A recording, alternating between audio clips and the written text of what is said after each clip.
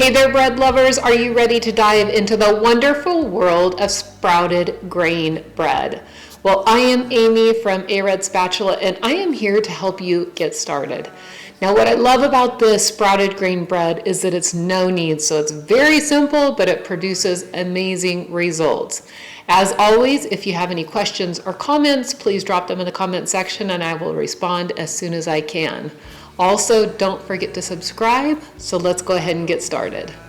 Okay, so in this recipe, I used a store-bought spelt flour. A lot of times I make my own sprouted flours, but for this one, I just did a store-bought one. And in this recipe, sometimes they change a little bit, but in this recipe, the sprouted flour works exactly like a regular whole wheat flour. Now, all the ingredients, of course, will be listed in the description along with the method. But you can see for no-knead flours, it's very easy to do. It just takes a bowl and a spoon or a spatula, whatever you're using. You're going to mix them all in. You want all the dry ingredients to be incorporated. You cover this, you let it rest for 18 to 24 hours. I do this the evening before and then bake the next day. And then when it's ready to bake, what you need to do is you need to preheat your Dutch oven in your oven. Again, all of this will be in the description.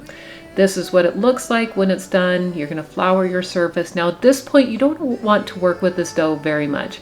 You worked really hard overnight. Actually, you didn't have to work at all.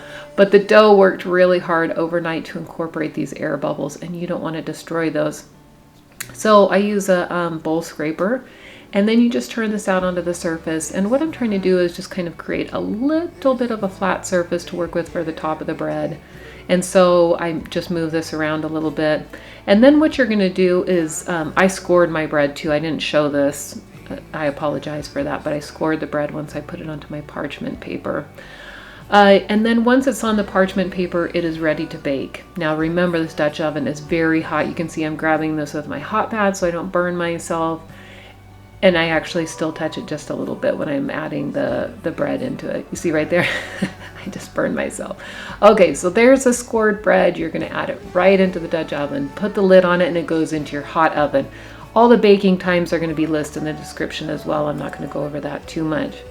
But here is the finished bread. Don't you just love this? It is golden brown. It's beautiful. It's cracked in our seams where we made it even a little bit more. Carefully remove that parchment paper from the Dutch oven because, of course, again, it's very, very hot.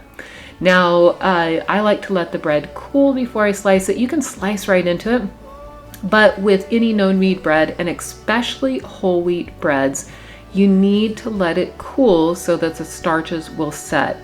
Otherwise, the bread, it's going to look gummy in there, and you don't want this.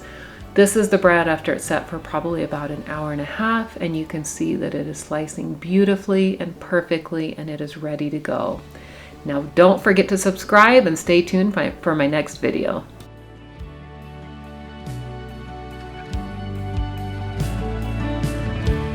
The night, the stars